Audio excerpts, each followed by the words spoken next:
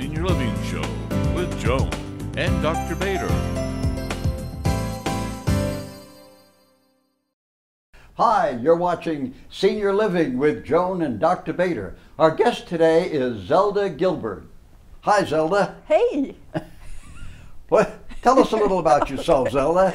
Okay, I'm a wife and a mother and a grandmother. I spent most of my adult life as a professor of psychology. Oh, that's good. I like psychology. Did you teach in school? I did. I taught freshman psych and abnormal psych and research methods and statistics and abnormal psych I try to stay away from. There you go.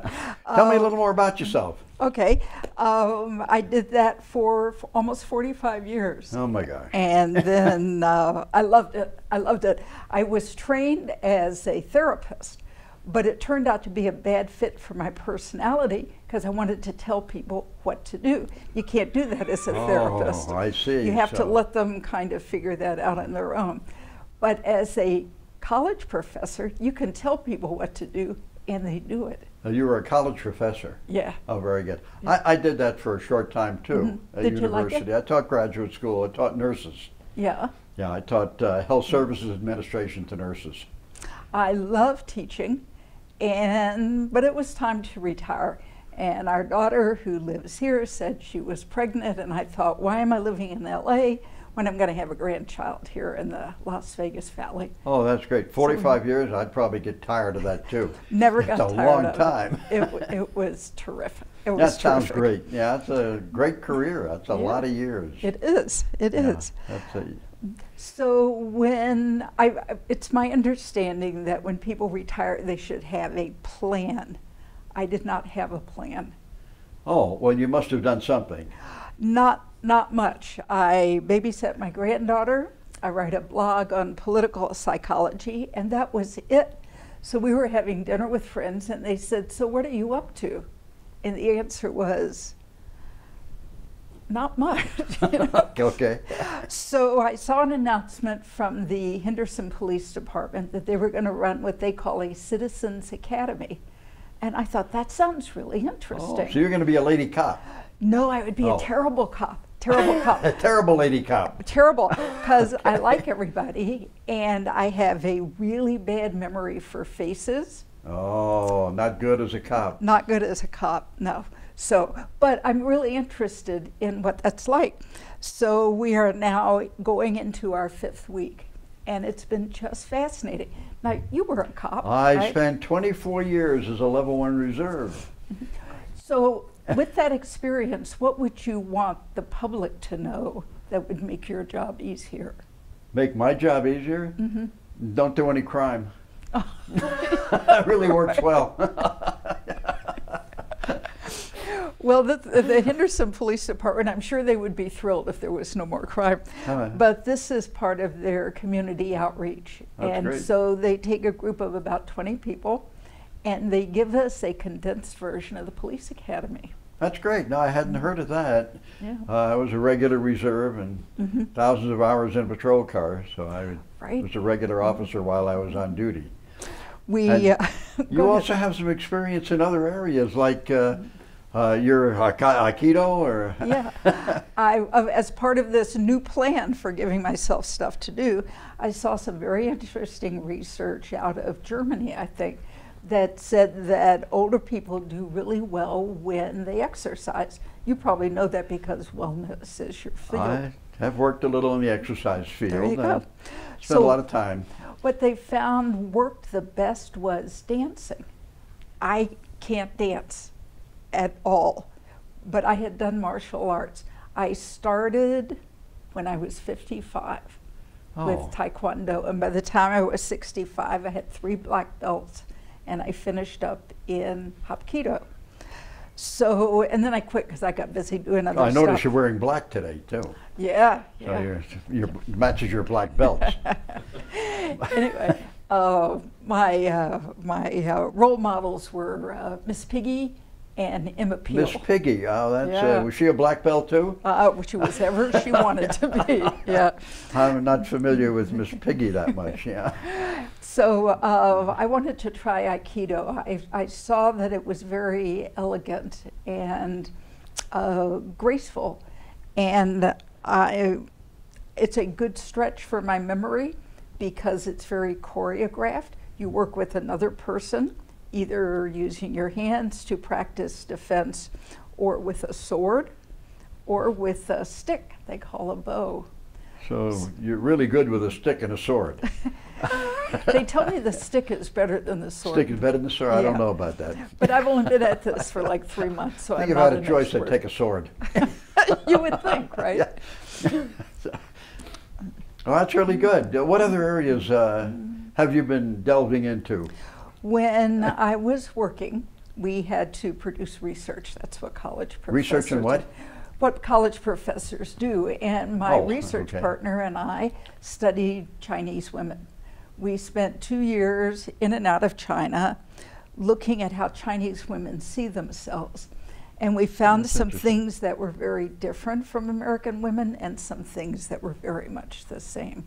For example, Chinese women of all ages are tied to this concept of elegance. Is a woman dressed appropriately for the occasion, for her body type, for her role in society? This was 2008, 2009, and their ideal that we knew was Condoleezza Rice. They said she always looks perfect. Now, to us Westerners, elegant means like an evening gown. That's not what they were after. So do you take after the Chinese women after No. doing all that? No, jeans and a t-shirt. I'm Oh, sorry jeans to and say. t-shirt. I haven't seen very many Chinese women in jeans and t-shirts. No, they look really good. One of the other things we found, two things tied to age. Young women, the 20-somethings, are really into new shoes and a new purse and new makeup, and that makes them very happy. Older women, you know, not so much. Yeah, older women, yeah, I Well- understand. I'm 82, so I do understand. But your makeup But I'm looks not great. a woman, so. But we also found that when it comes to confidence, older women have it over everybody.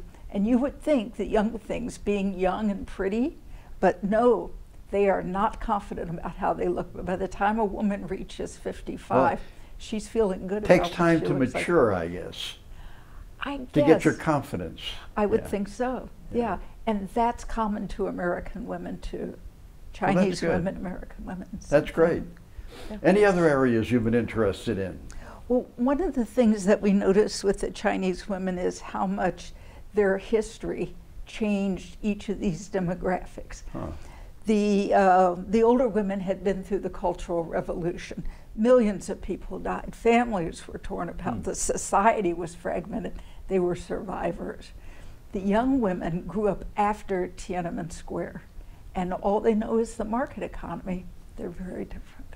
That's very interesting.